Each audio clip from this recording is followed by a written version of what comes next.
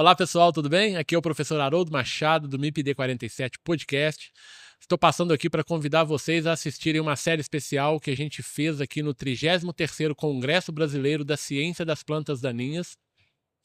Nós fizemos uma série convidando aqui e recebendo vários pesquisadores da área de manejo integrado de plantas daninhas e com vários temas muito especiais. Nós discutimos aqui temas como ecofisiologia de plantas daninhas, ecologia de plantas daninhas, resistência de plantas daninhas a herbicidas, resistência de plantas daninhas em diferentes sistemas de produção, tecnologia de aplicação de herbicidas, ferramentas ômicas no manejo de plantas daninhas, enfim, são muitos os episódios, são muitos os temas importantes que a gente discutiu aqui.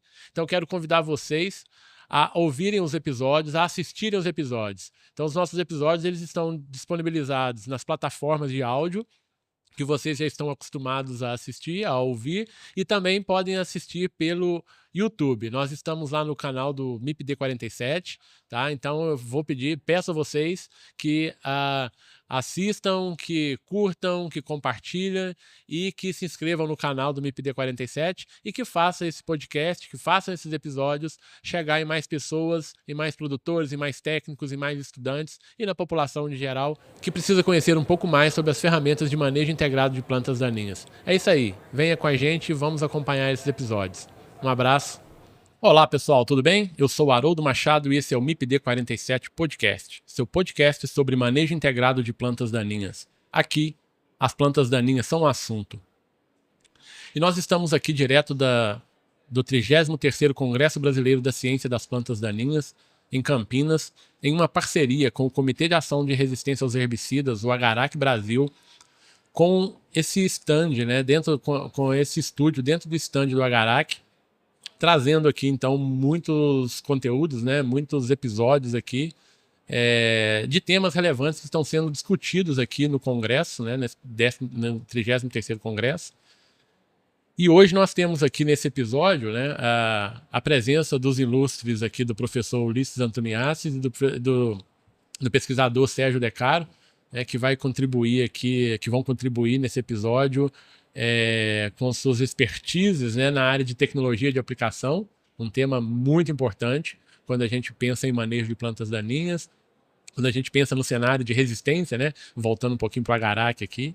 Então, a tecnologia de aplicação é um tema de suma importância que a gente precisa discutir isso com mais profundidade. E lembrando, né, você que está ouvindo agora o podcast pelas plataformas, pelo streaming, né, pelos agregadores de podcast, nós estamos também lá no YouTube. Então, vocês, além de ouvir, vocês podem nos ver também pelo YouTube. Então, podem seguir lá o nosso canal no YouTube. Curta, compartilhem, né, dê o like, sigam e faça esse conteúdo chegar em mais gente, né, em mais pessoas aí para a gente difundir essa informação. Lembrando que o MIPD 47 ele tem o apoio do Comitê de Ação de a Resistência aos Herbicidas, o Agarac Brasil. Também tem o apoio do Método Sem Mato, do Grupo de Pesquisa em Plantas Daninhas e Pesticidas no Ambiente e da Pró-Reitoria de Extensão da Universidade Federal Rural do Rio de Janeiro. Bom, sem mais delongas, né, vamos tratar aqui do nosso tema, que é tecnologia de aplicação de herbicidas, e para isso eu estou aqui então com o professor Ulisses e com o pesquisador Sérgio. Nós vamos falar aqui basicamente, né, sobre os conceitos da tecnologia, sobre a importância disso dentro do nosso cenário. Mas antes eu queria que vocês, por favor, né, se apresentassem aí para os nossos telespectadores, para os nossos ouvintes. Quem é o professor Ulisses, né, professor? É até redundante, né? Mas quem não conhece o professor Ulisses, mas enfim, vamos manter o nosso protocolo. E depois, por favor, o Sérgio também se apresenta para os nossos ouvintes. Tá joia, muito obrigado pelo convite para participar. Eu estou bastante feliz de ter a oportunidade em participando do evento aqui. Bom, eu sou Ulisses Antoniassis, eu sou professor lá da Faculdade de Ciências Agronômicas da Unesp, em Botucatu. Tem 38 anos que eu estou lá, sempre trabalhando com tecnologia de aplicação. E aí, dentro desse segmento, a gente tem, né, não só os laboratórios de pesquisa e a parte de ensino, mas a gente tem também um trabalho forte de formação na pós-graduação, né? Acho que faz tempo já que ultrapassou a marca de 60 dissertações e teses defendidas nessa área, nesses anos todos de orientação. Então é um negócio legal, porque a gente vem num congresso como esse assim, a gente vai trombando com Exato. bastante gente, alguns já antigos, né? Meu primeiro orientado é da década de 1990, né? Então alguns já antigos no segmento, e é muito legal isso. Eu fiz a minha pós-graduação em Botucatu, e essa área de tecnologia de educação eu desenvolvi bastante quando tive a oportunidade de fazer o pós-doutorado na Inglaterra. Na época existia um instituto chamado Cecil Research Institute lá, e isso abriu bastante o caminho, né? Quando eu voltei do pós-doutorado foi que realmente a gente conseguiu montar um grupo de trabalho, e hoje, juntando a equipe universitária com os alunos e mais os pesquisadores da nossa equipe de trabalho, que inclui, né, uma empresa que foi formada, né, incubada na universidade e hoje está trabalhando no mercado, a gente atende bastante esse mercado, e essa parte de pesquisa está sendo muito interessante. Legal. Professor Ulisses, de antemão, então, novamente, né, obrigado aí pelo aceite, né, ao convite, né, prontamente aí, quando a gente entrou em contato, né, convidando para participar aqui desse episódio, foi prontamente aceito, muito obrigado. E Sérgio, por favor, se apresente aí, já agradecendo também, né, ao Agarac, né, você aqui representando o Agarac, por essa parceria aqui, para a gente tá podendo construir aqui esse videocast, né, poder divulgar essa informação aí. Sem o Agarac a gente com certeza não estaria conseguindo executar. Então, muito obrigado, tá? Agradeço a todos do Agarac. E se apresente aí para os nossos ouvintes e telespectadores. Uma satisfação, Haroldo. Prazer estar contigo aqui, fazendo parte desse podcast, desse tema que eu sou apaixonado. E uma satisfação também estar ao lado do professor Antoniassi aqui, né? Eu, como um bom pupilo das publicações, das contribuições que ele fez para esse tema no Brasil, né? Toda essa trajetória maravilhosa de contribuições, isso tem ajudado muito a gente a se posicionar enquanto profissional e usar essas informações da maneira possível. Então, hoje, eu representando a Agarac também é uma satisfação. Cuido da área de tecnologia de aplicação na UPL do Brasil e também da parte de projetos herbicidas. Então, eu brinco que parece que são temas diferentes, mas tecnologia de aplicação e herbicidas têm tudo a ver, né? Porque não é uma ação que vai entregar o que você precisa em termos de sustentabilidade e eficiência na atividade, mas sim um conjunto de ações, né, que a gente toma, tanto na parte do manejo de plantas daninhas, quanto nas atitudes que a gente precisa adequar do ponto de vista de tecnologia de aplicação. Então, tudo está dentro de um contexto de manejo, né, professor? Então, uma satisfação. Legal. E essa mesa extremamente qualificada aqui para a gente discutir um tema que é extremamente importante, né, que a gente já comentou aqui, que é a tecnologia de aplicação. Mas eu vou fazer aquela primeira pergunta da prova. Aquela primeira pergunta de prova quando o tema é tecnologia de aplicação, né? O que é essa tal de tecnologia de aplicação, né? O que engloba nisso, né? A gente sabe que isso é uma ciência, né, bem complexa, né? E o que é isso? Quem começa, por favor?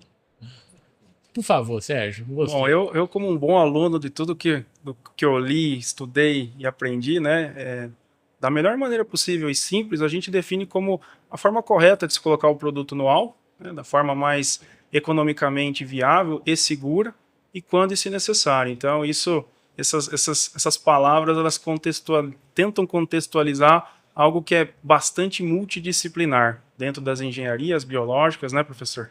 Então, e aí, fique à vontade para complementar. E como a gente está tratando de herbicida nos anos que se passaram desde essas primeiras definições de tecnologia de aplicação, as palavras foram sendo inseridas, né, como sustentabilidade, como responsabilidade, como boas práticas, elas foram sendo agregadas a essas definições, porque hoje a gente não consegue mais trabalhar apenas com as definições clássicas, porque tudo que a gente vai fazer precisa estar focado, né, em boas práticas no todo, né? Uhum. E aí vem as palavras, né, que dão suporte a isso, que é sustentabilidade e responsabilidade. Exatamente. Colocar o produto correto, né, no alvo correto, de forma segura, sustentabilidade, economicidade, tudo que engloba, né?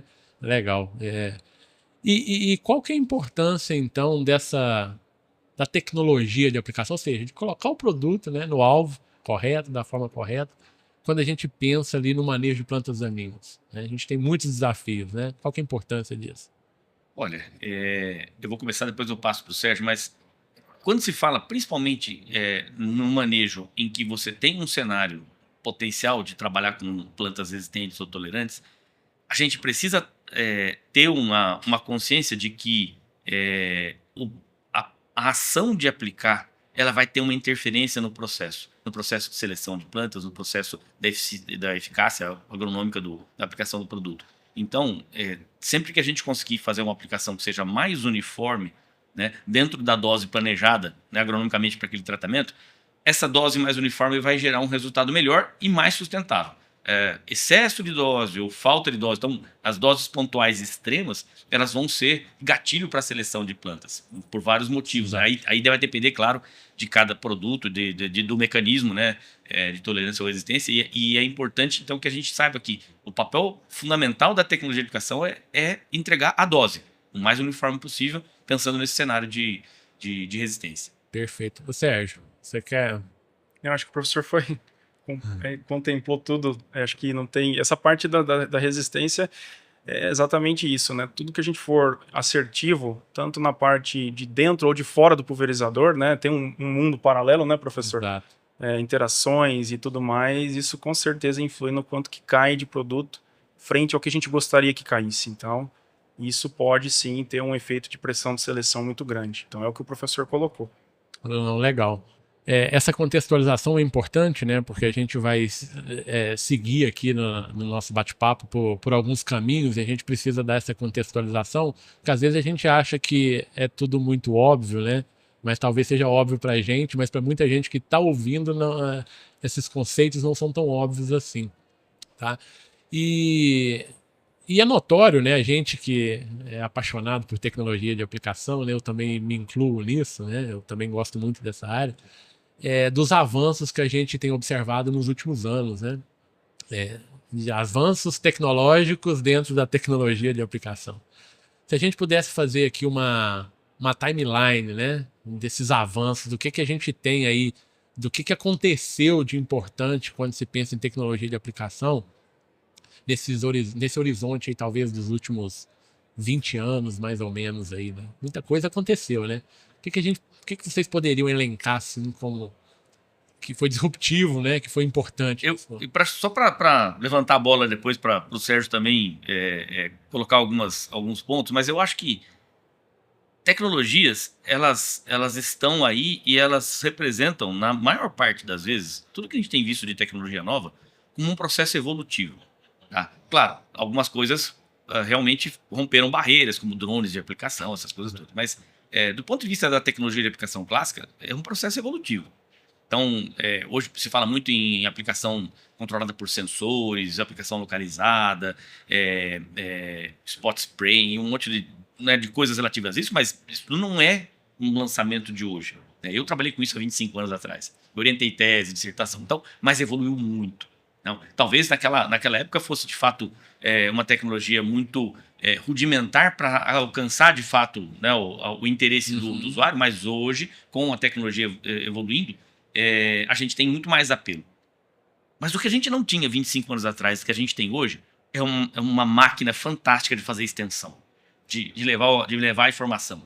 Não tem nenhuma empresa do agronegócio que produz e comercializa herbicida que não tem o seu programa de extensão, que vai levar tecnologia de aplicação para o agricultor. Todas elas têm. Né? Todas elas têm. E isso não tinha 25 anos atrás. Então, essa barreira de quebrar a hegemonia da extensão pública que existia no final da década de 70, que era ineficiente e continua sendo até hoje, porque não tem recurso, Sim. E a empresa privada entrando nisso, isso foi realmente rompeu barreiras e a gente hoje tem mecanismos muito eficientes de levar a tecnologia.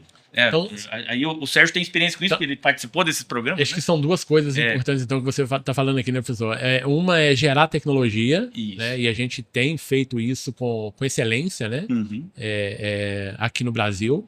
E outra, né, que é levar essa tecnologia gerada até o produtor, até a ponta da cadeia. A insistência nessa, que tem que ser junto, por quê?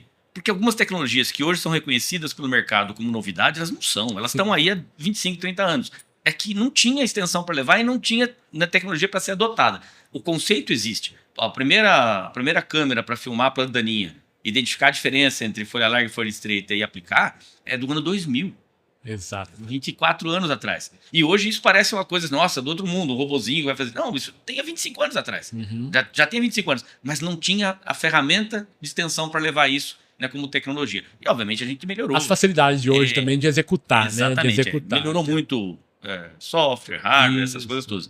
Mas você não consegue isolar o processo de extensão da informação com a informação técnica. Exato. Uma coisa sem a outra não caminha. funciona. Sérgio, você... Eu acho que isso é tão verdadeiro, professor, que a máxima da nossa atuação é sempre convencer a pessoa do outro lado que com uma ponta de pulverização só, ela não consegue fazer a operação toda durante um ciclo. Então, como o professor bem colocou, eu acho que mais do que as tecnologias, é talvez a tecnologia de comunicar isso, né? Porque assim, muitas dessas tecnologias, elas trazem em algum grau um pouquinho de complexidade. E hoje, nós talvez não tenhamos ainda essa informação tão bem digerida para levar para o outro lado. Isso a gente conta muito com o apoio da instituição pública, as empresas estão tentando fazer isso também, mas essa paciência histórica de levar informação, de já mostrar o que a gente já tem, ela é o que o professor falou. Não tem forma melhor de definir, professor. Quando a gente tem que convencer a pessoa que uma ponta não é suficiente para tudo, mostra aí que nós temos um problema que é comunicar e levar isso. E a gente está discutindo isso hoje, né? Porque as pontas, né? Você vai pegar cleque, duplo impacto, e isso já existe há anos, né? E hoje ainda a gente tem que discutir isso, tem que levar essa informação para o produtor, né? Porque é o que eu falei, às vezes parece que é óbvio, mas não é, né? Então, e uma coisa que é importante lembrar, mesmo que a gente saia um pouco da sequência, mas a rotatividade de mão de obra é muito grande. Muito grande. As pessoas, né, o operador de pulverização lá, ele fica uma safra, duas, depois ele muda de cargo. Então, todo dia tem gente nova chegando. Então, é um universo infinito de gente que tem que ser treinada todo dia. Exato. E aí a máquina pública não ia conseguir fazer isso mesmo. Por isso eu ressalto a importância. Todas as empresas importantes têm os seus programas de extensão, trabalham treinamento de pessoal. Hoje a gente tem, em alguns segmentos, legislação que obriga esse treinamento. Vou dar um exemplo de aplicação de hormonal no Rio Grande do Sul. É obrigatório fazer.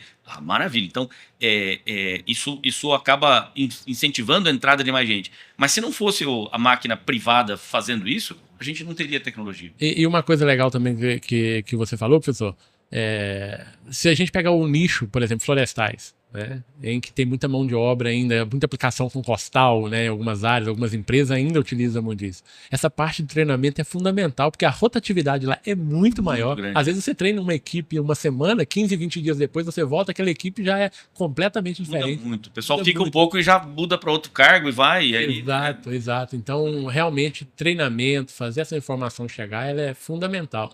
E a gente ainda fala de cobertura, tamanho de gota, né? A gente ainda tem que ficar falando nisso, que é o básico, mas é o óbvio, mas tem que ser falado, né? Com certeza. E nesse sentido, aí vamos um pouquinho para a importância da tecnologia de aplicação, né? O que vocês julgam como sendo aí os principais desafios quando a gente pensa em tecnologia de aplicação no controle de plantas daninhas? Hoje, o que a gente tem? Vamos começar com o Sérgio aqui, depois eu deixo o professor. Bom, Haroldo, hoje, pela extensão territorial do Brasil, pela forma intensiva como a gente pratica a agricultura, o nosso contraponto sempre é a operação, né? A capacidade operacional versus os conceitos técnicos, agronômicos para se fazer aplicações seguras, de qualidade, minimizando erros e tudo mais. Então, hoje, talvez o maior desafio é tentar fazer tudo da melhor maneira possível, no menor espaço de tempo, considerando o parque de máquinas disponível para os grandes grupos e como o professor falou, para disponibilizar também de mão de obra. Exato. Então, isso, muitas das vezes, pode colocar em risco, né, essas questões de qualidade, de segurança. Então, esse é um ponto de atenção, esse equilíbrio entre o operacional e o agronômico. Esse, para mim, é o maior desafio em tudo, tá? Transcende modo de aplicação, equipamento, seja terrestre, aéreo. Então, essa sempre foi uma preocupação muito grande. E isso tem tudo a ver com o manejo de resistência, né? Porque qualquer erro pode, como o professor falou no começo, propiciar uma pressão maior de seleção. Sim.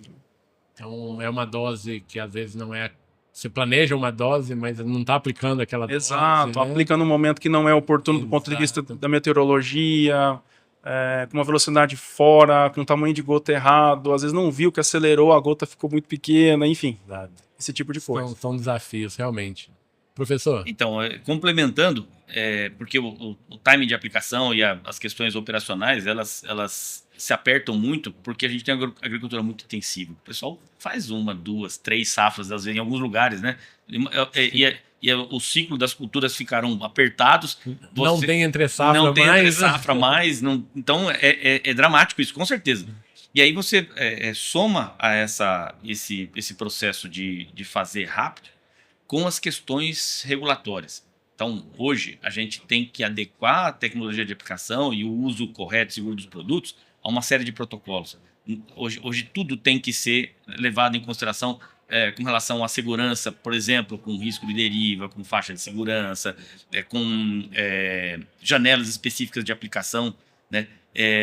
Para herbicida, por exemplo, alguns fabricantes recomendam a aplicação até no plantio, outros recomendam depois, né? Então, e às vezes é o mesmo produto em diferentes escalas, recomendadas em épocas diferentes, e aí você vai entender por quê, né? Aí você começa...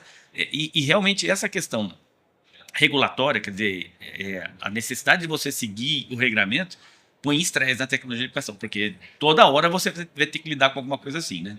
É um desafio, é um desafio bacana, é por isso que eu gosto, né, dessa área em especial. E aí a gente sempre fala, né, os produtos que a gente tem no mercado, eles são bons, né? Cada um para o seu fim, cada um com o seu posicionamento, né? Então, eu sempre falo, não existe produto ruim.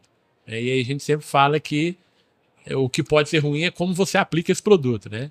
E nesse sentido, nessa linha, como que a tecnologia de aplicação ela pode auxiliar no desempenho dessas moléculas, né? Desses herbicidas que a gente tem aí. Então, como que seria isso, né? Para pegar o gancho do que eu acabei de falar, quando a empresa investe na pesquisa de tecnologia de aplicação para fazer uma recomendação de bula, você vê um ganho de qualidade e segurança.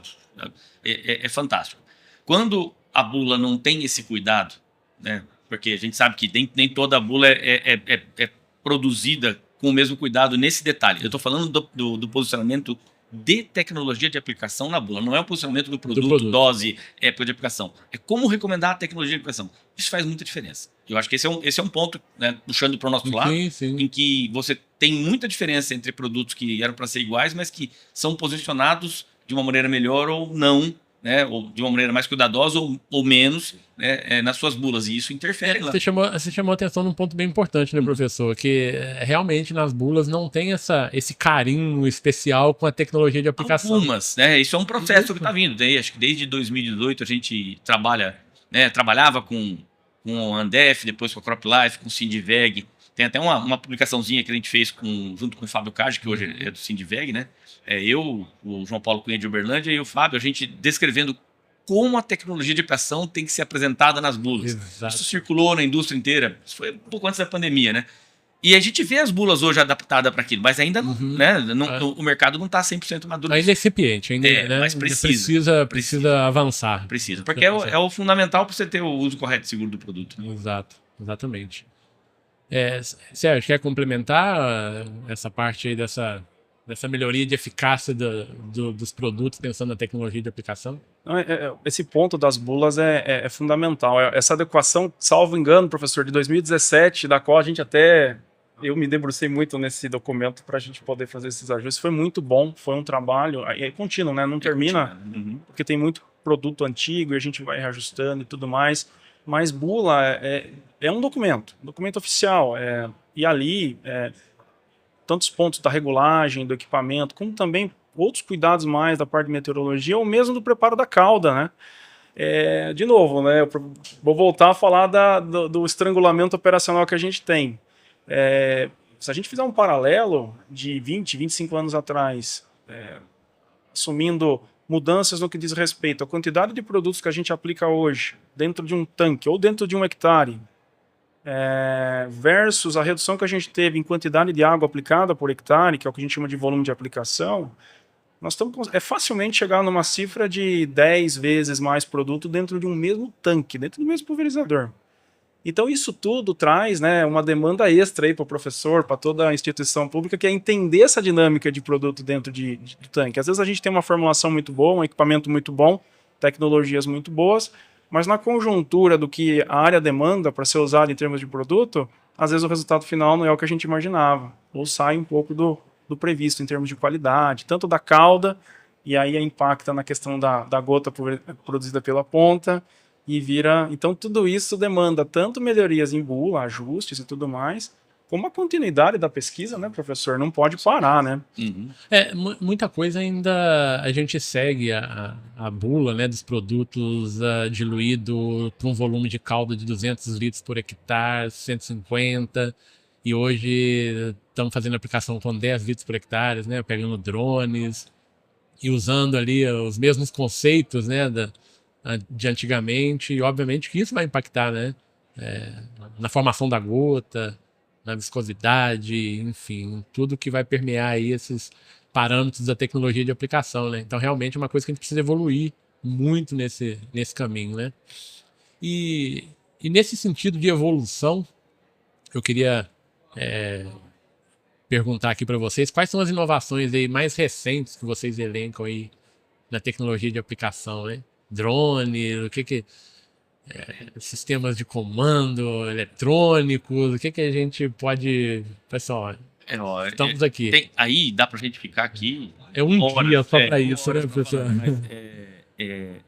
Muito do que a gente evoluiu de método de pesquisar ajudou a gente a entender as ferramentas tecnológicas. Então, na medida que a gente evoluiu de medir o espectro de gotas de um papelzinho sensível para um analisador de partículas a laser, a quantidade de informação e a qualidade da informação. Quando a gente evoluiu para usar o túnel de vento, né, onde a gente pode simular uma velocidade de deslocamento, por exemplo, pensando em aplicação com drone ou aplicação aérea, né, muitos herbicidas são recomendados para aplicação aérea, né, uma enormidade recomendada para drone. E não tem jeito de você saber o tamanho real da gota se você não colocar o equipamento dentro do túnel e colocar um fluxo de ar. Porque não tem jeito. O negócio está lá com um rotor jogando 50 km por hora de vento. Muda tudo. Então, a disponibilidade dessas ferramentas a gente não tinha isso no Brasil até pouco tempo. Nós fizemos a nossa equipe de trabalho lá e a gente está nessa safra já com bastante trabalho para entender o comportamento de produtos, aí, formulações, das suas misturas e do uso desses adjuvantes para o elemento gerador de gotas. Então, por exemplo, um determinado produto ele gera um espectro de gotas quando está sendo aplicado com uma ponta hidráulica. Tem vários drones que usam ponta hidráulica, mas esse espectro de gotas vai ser diferente se estiver usando um bico rotativo ou se você variar a rotação do bico. É até uma evolução, né, professor? Você está falando aqui de drone com pontas hidráulicas, agora a gente já tem uma tendência, né, dos drones com rotativos. Então... E aí você vê, por exemplo, a inovação para o público é o drone. Só o que tem por trás que nos ajuda a explicar a inovação. Agora, se a gente pegar cada uma dessas inovações, elas de fato se justificam hoje como uma ferramenta forte do ponto de vista tecnológico, porque por trás delas existem métodos mais precisos, científicos, que explicam o seu funcionamento e que ajudam a gente a vender, entre aspas, né, a tecnologia. Né? Ótimo. Sérgio, de novo, vou puxar o que o professor falou. Muito do que o professor acabou de mencionar são tecnologias que já existem, mas a gente não tinha como quantificar de uma maneira tão precisa, e as metodologias trazem isso à luz e ajudam, novamente lá, professor, a levar isso para o campo de uma forma mais palatável. De novo, né, nós estamos falando talvez de coisas que já existam, tecnologias que não são tão novas, mas que hoje a gente melhora as maneiras de entender, interpretar, digerir e levar essa informação de forma mais aceitável para o nosso público final. Então tem tudo a ver desde o início da nossa conversa, professor. Eu não canso de mostrar esse dado. Um determinado produto aplicado com drone e a gente sabia que isso poderia acontecer, mas a gente pegou esse produto e colocou ele na presença de um adjuvante na formato de óleo. Um óleo vegetal modificado, que é a coisa mais básica, está na bula do produto para colocar. Aí você colocava a ponta de indução de ar, por exemplo, recomendada para o drone T10, o MG1P, lá, um drone com ponta hidráulica. aí o óleo aumenta o tamanho da gota, se torna um redutor de deriva fantástico. Aí você punha o óleo no bico rotativo, a gota diminuiu um monte, e se tornava um produto, o óleo se tornava um produto que aumentava a deriva. E aí, como é que você vai? Porque a bula do produto, ele vai dizer, eu devo misturar com óleo. Só que se você não souber que nos drones modernos de bico rotativo aquele óleo vai aumentar a deriva, é herbicida, nós temos problema com isso. Ô, professor, eu vou provocar até eu vou voltar um pouco aí nessa conversa. Você já está falando de pontas de pulverização num drone. Então a gente já está falando de pulverização aérea, né? Mas antes da pulverização aérea, hoje se discute muito ali pulverização, um comparativo, né? Terrestre e aéreo. Muito se fala, a gente está usando os mesmos conceitos de aplicação terrestre na aérea e não é o ideal.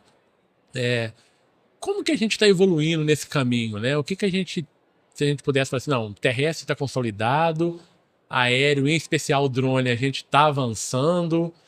Tem essa correlação? Vamos ver se o Sérgio, porque o Sérgio está na indústria, né? E isso é um desafio muito pesado para a indústria, porque a indústria desenvolve produtos, desenvolve a técnica de aplicação, avalia, coloca na bula e o usuário vai lá e reduz o volume de cálculo. Exato. Tá certo? Então, não tem como evitar isso, né? É dramático isso. Então, Sérgio, é interessante a tua experiência de pesquisa dentro da indústria para suplantar esses desafios, porque todo dia alguém deve questionar vocês, né? Olha, a nossa bula do produto fala aplicar 100 litros por hectare, mas lá na fazenda tal, eles estão aplicando com 30 litros. Como é que fica? Exato, como fica? Bom ponto, professor. Na indústria, creio que todas partilham da mesma estratégia de assumir alguns intervalos de segurança, umas faixas de segurança. Então, por exemplo, todo produto novo, falo pela empresa em a qual trabalho, a ser registrado aqui no Brasil, antes mesmo de ser testado, a gente valida a qualidade dessa formulação. Primeiro, conseguimos aplicar no volume de aplicação de 50 litros, que é uma mediona aí, vai? Mistura com os principais parceiros daquele momento, daquela aplicação, seja um outro herbicida que vai entrar junto, vai espumar, vai entupir um bico, vai... Então, assim, professor, a gente tenta trabalhar com uma certa margem de segurança. E na bula a gente joga um pouco mais de segurança, porque a gente sabe que lá no campo, né, não vão seguir à risca aquilo, mas dentro dos nossos testes, passou pela prova de fogo, vamos pensar assim, né? E a gente simula. Então, a situação de aplicação terrestre, vamos assumir 50 litros. Da aplicação aérea é 10. Então, para cada modalidade de aplicação, a gente assume um critério de teste, de validação desse produto. Se passa por isso, Haroldo, a gente se sente confortável e seguro de posicionar ele comercialmente, tá? Perfeito. Então, é uma das maneiras, mas isso a gente está em constante discussão sempre como melhorar, né? Porque não conseguimos atender 100% dos pontos, né? Mas deixa eu te provocar. Você está falando de novos produtos, que vocês já estão, obviamente, pensando nessa modalidade de uso que é realidade, né? Pensando em drone, 20 litros, 10, 20, 30 litros por hectare, enfim. Mas a gente vê também que tem muitos produtos sendo aplicados, são aqueles produtos mais antiguinhos, digamos assim, que não tem essa previsão, né? Que não tem, talvez, esses estudos. Isso tá sendo... Vocês estão observando isso em campo? De forma retroativa, tem a parte das adequações de bula, que a gente tenta fazer também, e tem a parte da extensão, né? Uma vez que a gente não conseguiu validar algo que vai ser novo, e a gente já tem um portfólio atual, vale muito do trabalho de extensão que o professor mencionou. Sim. Então, a gente tenta atender por essas vias, Haroldo. Contando muito com a colaboração da instituição pública, ajuda muito a gente também não tem braço para testar tudo, né, Sim, professor? sim. O senhor sabe disso. É porque a gente vê, né, em algumas áreas, silvicultura, enfim, vou ficar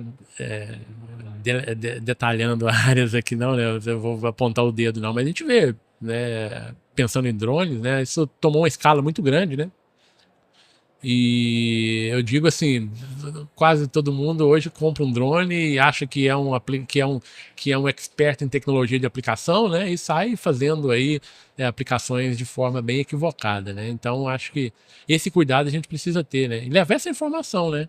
Não é qualquer produto, não é qualquer momento, né? A regulagem do equipamento não é a mesma ponta. Eu acho que isso precisa chegar também lá na ponta, né? Não na ponta de aplicação, né? Mas na ponta da cadeia, do usuário, né? Do usuário. É muito interessante nesse sentido que você está falando, porque eu participei de algumas pesquisas onde produtos que tradicionalmente eram recomendados para aplicação aérea, pensando já que a gente está falando de drone, né? A portaria 298 colocou, né, a equivalência de aplicação tripulada e não tripulada, então a bula do avião convencional serve para o drone. E aí você vai lá e a bula do avião está lá com de 20 a 40 litros por hectare para aplicação. E, obviamente, o pessoal do drone, eles começaram o mercado com 10. Com 10. Né? E aí, né? Então, eu participei de pesquisas, por exemplo, onde herbicidas, esse exemplo é um herbicida para arroz, onde arroz, a aplicação aérea é muito importante, né? Esse herbicida para arroz, para o aéreo, foi mantido na sua bula original 10 litros por hectare e para drone foi posicionado a 20. Porque com 10 no drone não estava dando performance o produto. Entendi. Então a empresa bancou esse revés, entre aspas, né, da tecnologia, mas puxa vida, o drone, a gente quer aplicar com 10. Bom, tá aqui na bula, com 10, não, é com 20. Porque com 20 o produto funciona. Então é aí que eu falo que precisa ter, a indústria tem que fazer a pesquisa de validação.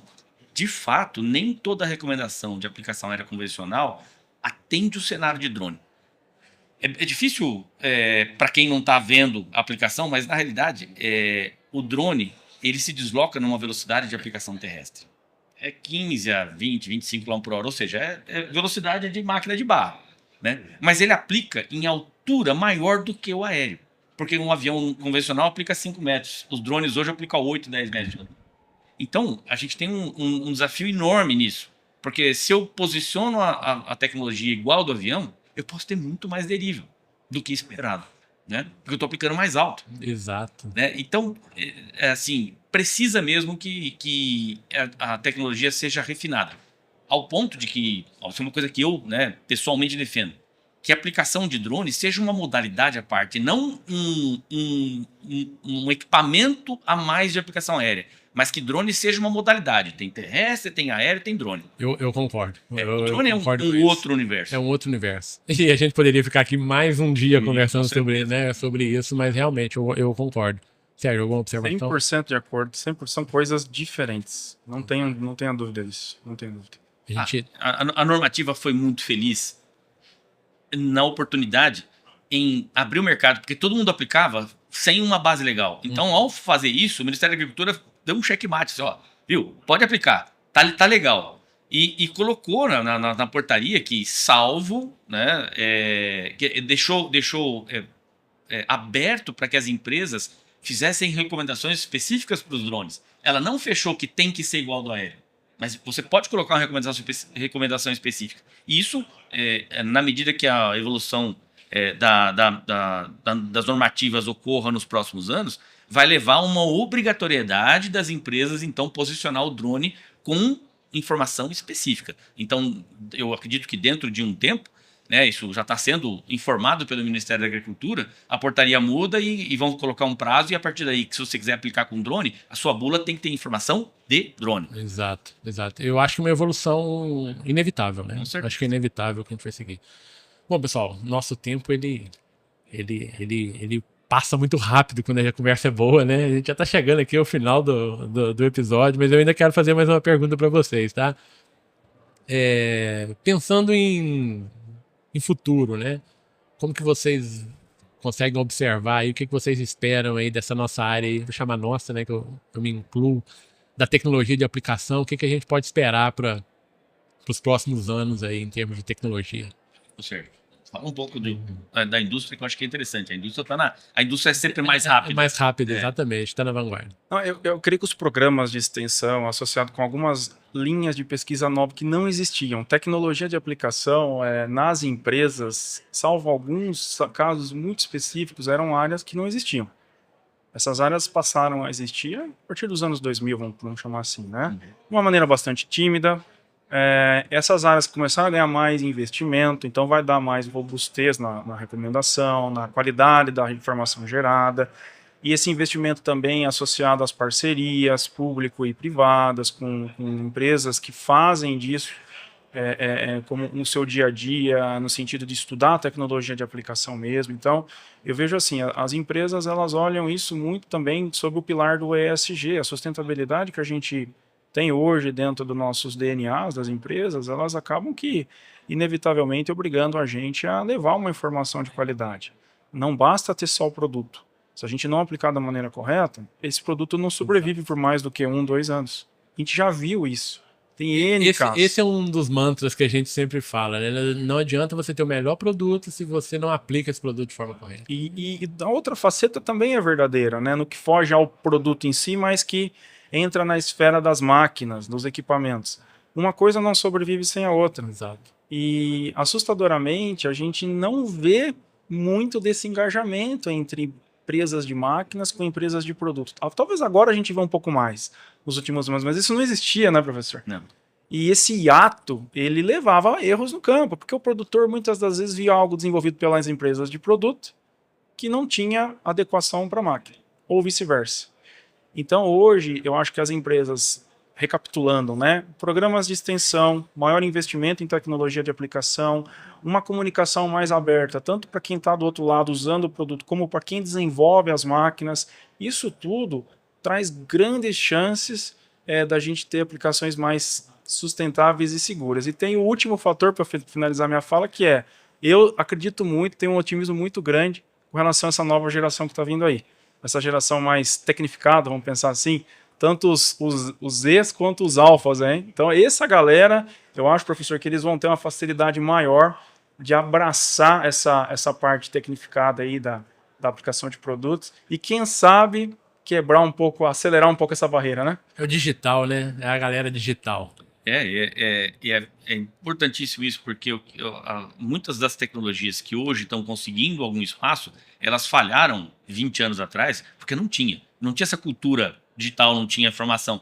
Então, hoje, nós temos todo um cenário que permite que, né, eu acredito que isso vai acontecer em pouquíssimo tempo, que a bula de um produto seja uma coisa online. Puxa vida, a bula do remédio eu consulto no celular. Exato. Inclusive, alguns remédios já não vêm mais com bula impressa. Né? Não tem mais. O Ministério da Saúde permite que os remédios sem receita obrigatória venham com a informação no site onde está a bula. Uhum. Ou um QR Code para você abrir. Você acha que a gente vai migrar para... Tem que migrar, porque a recomendação do produto ela precisa ser online frente à tecnologia mais avançada para aquele dia. Exato. Porque se eu descubro hoje uma forma melhor de fazer, no cenário de 15 anos atrás, essa descoberta levava anos para chegar no usuário. Hoje, ela tem que chegar no dia seguinte. O cenário nosso hoje é tudo online, é instantâneo. Né? Então, a informação, ela é... E aí eu acho que nós temos tecnologias que vão ter sucesso porque elas vão ter esse respaldo da informação que a gente não tinha no passado. Exato. Perfeito. Bom, pessoal, a gente está chegando aqui ao final do nosso episódio. Quero agradecer enormemente ao professor Ulisses, ao Sérgio pela participação aqui no nosso episódio, esse podcast.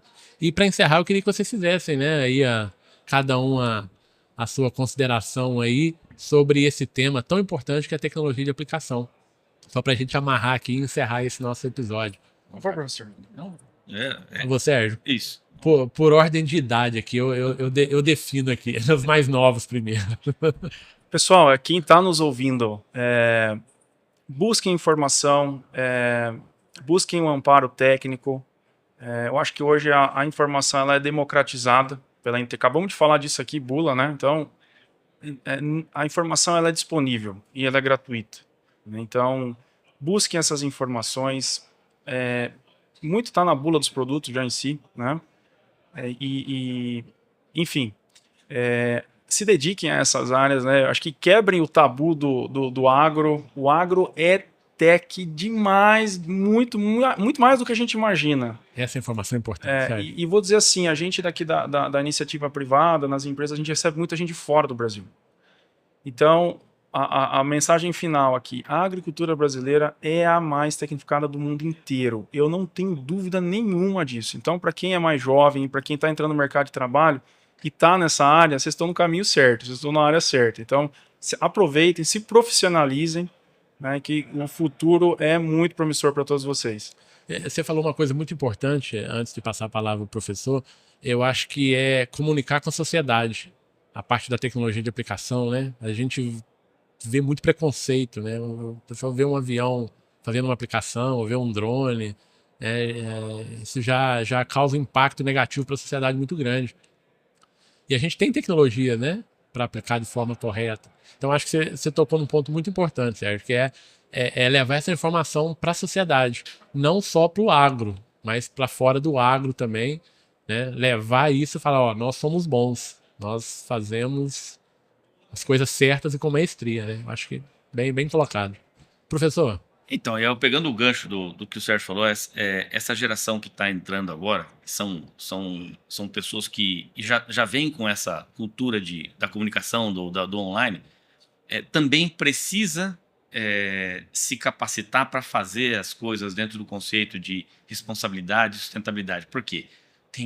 Da mesma forma que tem muita informação legal, tem muita informação que leva você a pacotes tecnológicos mirabolantes que vão fazer você ganhar muito dinheiro em pouco tempo, e a gente sabe que isso não existe. Não existe, né? né? E na tecnologia de educação é a mesma coisa.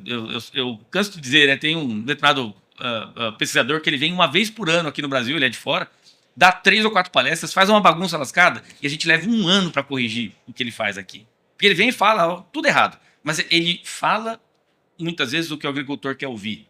Não, você pode misturar tudo, você pode aplicar tudo com 1 litro por hectare, isso tudo é bobagem, e aí termina a palestra, ele pega o avião e vai embora. E aí fica 1 ano a gente... E desconstruir isso não é fácil. É difícil desconstruir isso. Então, essa geração também tem que ficar com o olho na tecnologia, mas com o olho na sustentabilidade, porque senão a gente não vai ter outra geração para frente. Exatamente, exatamente. Não, muito obrigado. Professor, quem quiser acompanhar os trabalhos, tem algum site? Sim. Onde que agroefetiva.com.br, perfeito. Sérgio, Agarac. Agarac, lá no Google, vocês vão entrar no nosso site, vocês vão encontrar muita informação interessante sobre manejo de resistência, os mecanismos de ação dos herbicidas, né, que eu acho que já a boa parte da sociedade já conhece, né, é uma contribuição do Agarac, então sinta-se à vontade para acessar nossas páginas, mandar e-mail, comentários para a gente, vai ser uma alegria. Só lembrando aqui que o site do Agarac é o harc-br.org,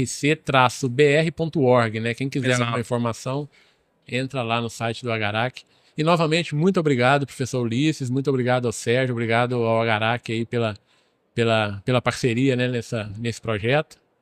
A gente encerra por aqui, agradecendo.